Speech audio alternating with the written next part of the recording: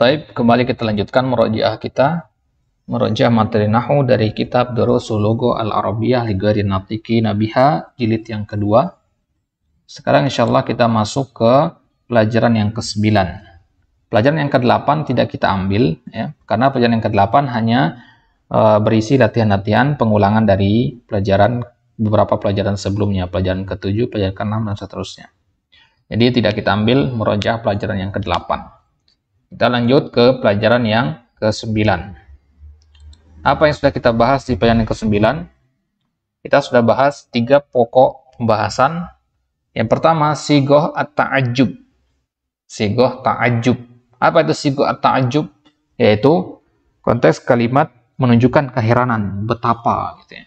Betapa indah, bagus sekali, wah, indah sekali. Itu namanya sigoh ta'ajjub. Kemudian ya ditambah al-idhofah. Ya itu untuk huruf panggilan, artinya wahai. Wahai Muhammad. Muhammad bukan idhofah, berarti bukan itu yang kita bahas di sini. Di sini kita membahas bagaimana kalau nama orang yang kita panggil, wahai Fulan bin Fulan, itu terdiri dari 2 kata. Contohnya Abdullah, misalkan. Abdurrahman. Wahai Abdurrahman atau wahai Abdullah. Bagaimana perubahan yang terjadi? Itu akan kita bahas insyaallah sekarang. Kemudian alladzi, alladzina, allati dan allati. Ini isim mausul, kata sambung. Baik. Bagaimana berkata dalam bahasa Arab alangkah atau betapa indahnya mobil ini? Hal ini diekspresikan dalam bahasa Arab dengan ma ajmala hadhis sayyarata. Ma ajmala hadhis sayyarata. Ini disebut sigoh ta'ajjub. Kalimat ini namanya sigoh ta'ajjub. Konteks kalimat untuk mengekspresikan ketakjuban, keheranan. Ya. Ini disebut fi'lu ta'ajjub, kata kerja ta'ajjub.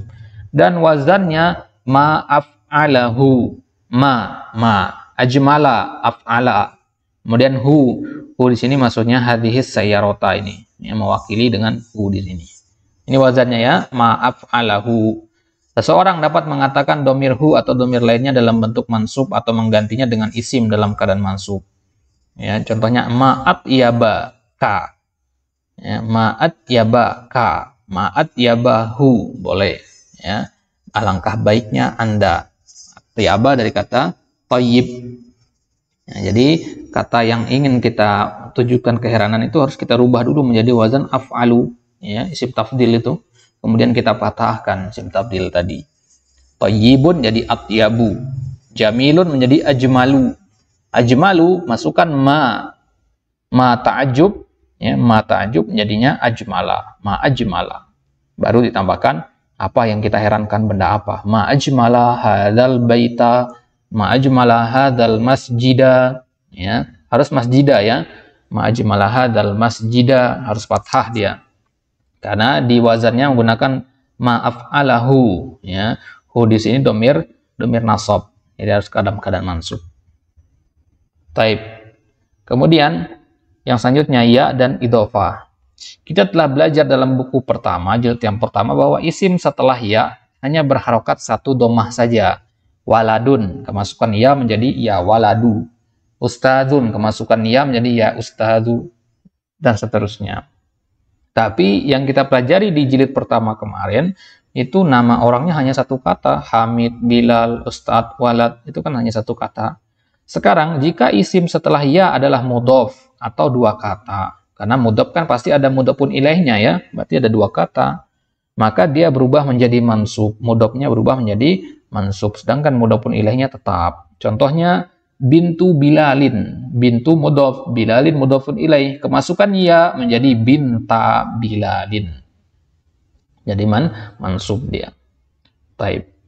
Kemudian isim mausul. Kita telah mempelajari isim mausul alladzi ya di pelajaran di jilid yang pertama.